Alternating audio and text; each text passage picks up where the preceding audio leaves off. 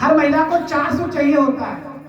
एक तो सुंदर काया, पर्स में माया, घर में आया, और एक आवाज में पति बोले मैं आया। क्या बात है, बहुत सुंदर। चलिए मैं आदरणीय समर जी सर को आमंत्रित करता हूं, जो कि उनके पास भी सारे मुक्तक से सारी विधाओं में वो पारंगत है, काफी वरिष्ठ हैं। पिछली बार मैंने सुना था सर ने खूब सारे गजल सुनाए थे। आदरणीय समर जी सर, आपका स्वागत है।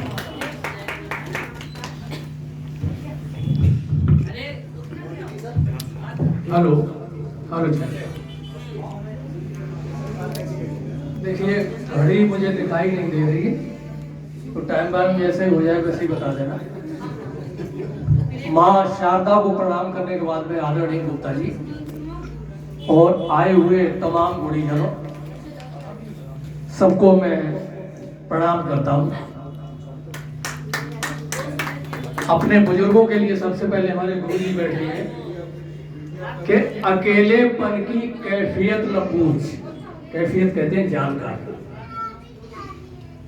अकेलेपन की कैफियत न पूछ, दरो दीवार अक्सर बोलते हैं।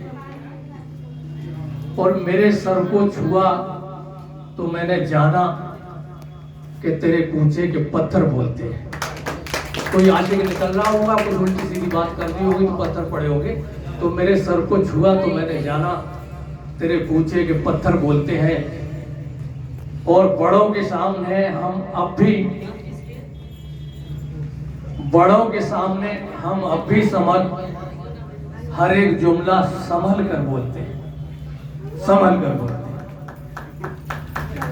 अमेरिकन फिलोसोफर है एक तत्वज्ञानी, जेफ केलर उनका नाम है।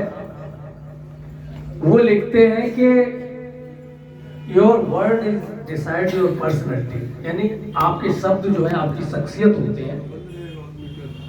कैसे होते हैं कि भगवान श्री कृष्ण ने एक दिन राधा से कहा कि आपका मुख चंद्रमा के समान है।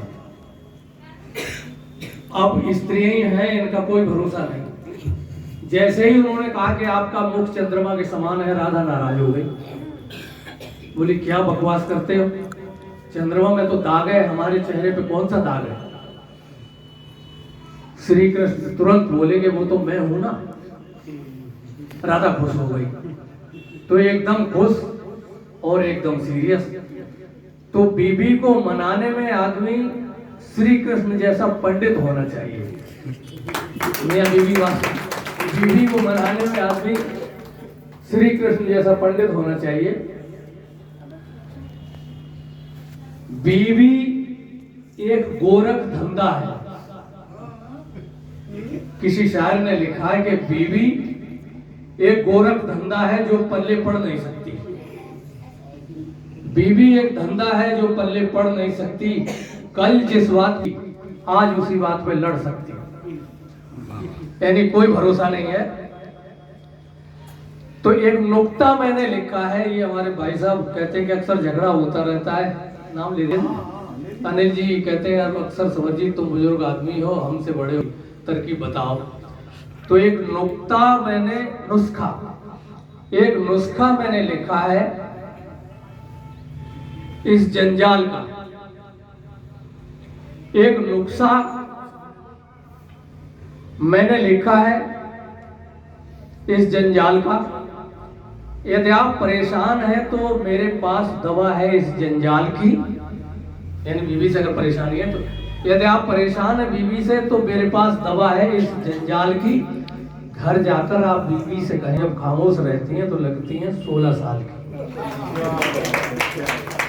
लेकिन ये नुक्ता अपनी अपनी दम पे आजमाना। एक हमारे दोस्त और पीछे बैठे हुए हैं, उनको उल्टा पड़ गया था। जैसे ही उन्होंने घर जाके बीवी से कहा कि आप लगती हैं 16 साल की। अब 3-4 बच्चे थे उनके, दूध चूल्हे पर रखा हुआ था, उधर बाहर से गाय चिल्ला रही थी, बछड़ा छूट के भाग गया था। और वो कहे कि आप लगती हैं 16 साल की। तो बोली कि तुम्हारा पहले तो आंखें ही खराब थी, दिमाग भी खराब हो गया है क्या? तो भैया अपना अपना हिसाब किताब देख लेना। इंग्लैंड के महान दार्शनिक एक हुए थे George Bernard Shaw.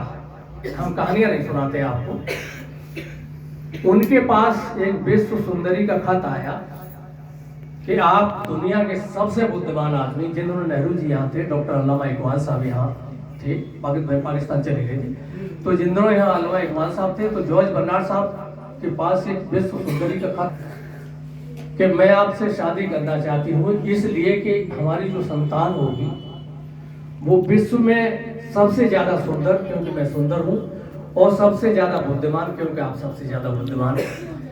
George Bernard साहब ने जवाब दिया कि माफ कीजिए मैडम, अगर उसमें हमारी सुंदरता घुस गई और तुम्हारी बुद्धि घुस गई तो सब बेकार हो जाएगा। I am very sorry for it. यानी वो जिंदगी भर स्त्रियों का नफरत करते थे। अच्छा, तो मैं आपका बोला, ऐसा आदमी भी एक दिन एलिवेशन से कह बैठा कि मैं आपसे प्यार करता हूँ, हम शादी करना चाहते हैं। एलिवेशन जो प्रथम अध्यक्षा थी कांग्रेस की, उन्होंने कहा कि मैं, माफ कीजिएगा, मेरा ध्यान जो है भारत के अध्यात्म की तरफ उड़ चुका है और वो अपने काम में पारंगत हुई, और जॉर्ज बर्नार्ड साहब अपने आप, अगर यहाँ का कोई प्रेमी होता तो दे।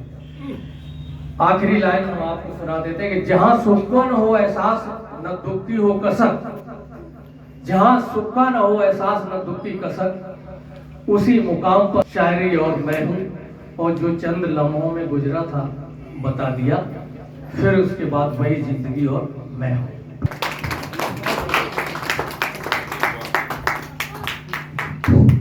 जो काफी देर से संचालन कर रहे थे विकास जी, उनको बुलाते हैं, 2 पंक्तियां पढ़ती हूँ।